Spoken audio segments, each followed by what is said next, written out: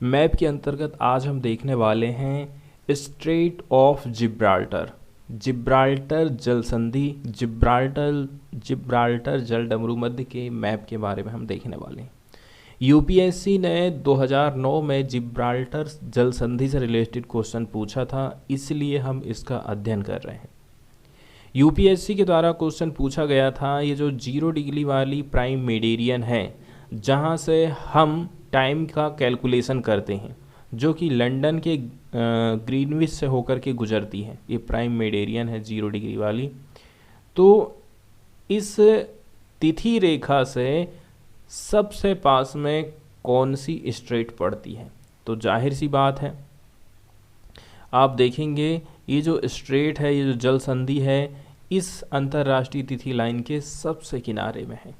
वहीं यदि आप डेनमार्क स्ट्रेट की तरफ जाते हैं तो ये भी दूर पड़ जाता है, ठीक है। तो ये डेनमार्क की डिस्टेंस थोड़ा सा दूर हो जाएगी।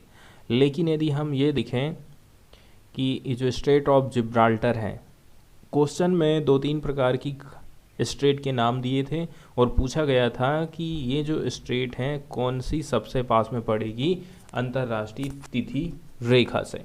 तो इसका सही आंसर है स्ट्रेट ऑफ जिब्राल्टर। इसकी कुछ खास बातों की यदि हम देखें तो ये जो स्ट्रेट ऑफ जिब्राल्टर है, ये क्या काम करती है? 2 जल राशियों को जोड़ने का काम करती है। एक तो है मेडिटेरेनियन सी, भूमध्य सागर है, और इस तरफ यदि हम जाते हैं लेफ्ट की साइड में, पश्चिम की साइड में, तो अटलांटिक ओशियन पड़ता है। तो इसका काम है 2 जल राशियों को जोड़ना। इसके साथ साथ में ये यूरोप और अफ्रीका को आपस में अलग करती है। छोटी सी ये जल राशि है, यहाँ पर हम देख रहे हैं, ये यूरोप को और अफ्रीका को अलग करने का काम करती है।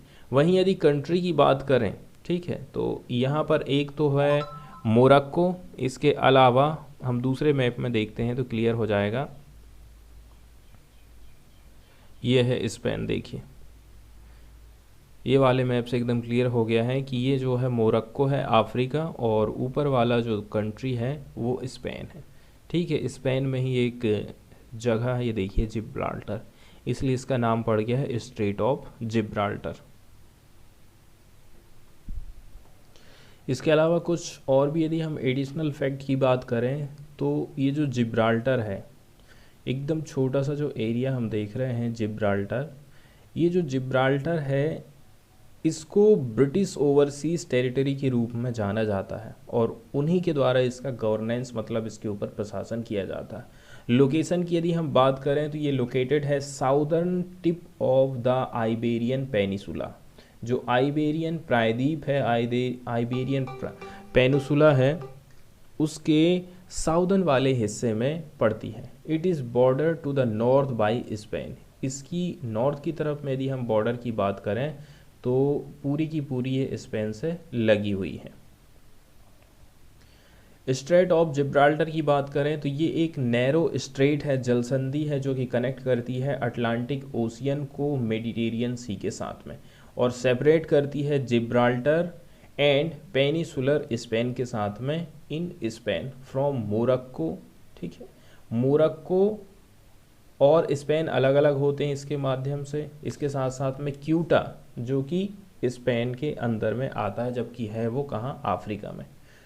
तो जिब्राल्टर की लैंडस्केप के बारे में बताया जाता है, ये डोमिनेटेड है rock of Gibraltar, made of Jurassic limestone. यहाँ पर क्या चीज़ें पाई जाती हैं, पत्थरों के बारे में बताया जा रहा है, ठीक है। और ये काफ़ी डेंसली पॉपुलेटेड टाउन एरिया माना जाता है। हिस्ट्री की बात करें तो 1704 में एंजेलो डच फोर्स ने कैप्चर कर लिया था जिब्राल्टर को स्पेन से during the war of the Spanish succession on behalf of the Habsburg claim to the Spanish throne. The territory was ceded to Great Britain in perpetuity under the treaty of Utrecht in 1713। तो सबसे पहले तो 1704 में Anglo Dutch force ने इसको capture कर लिया था।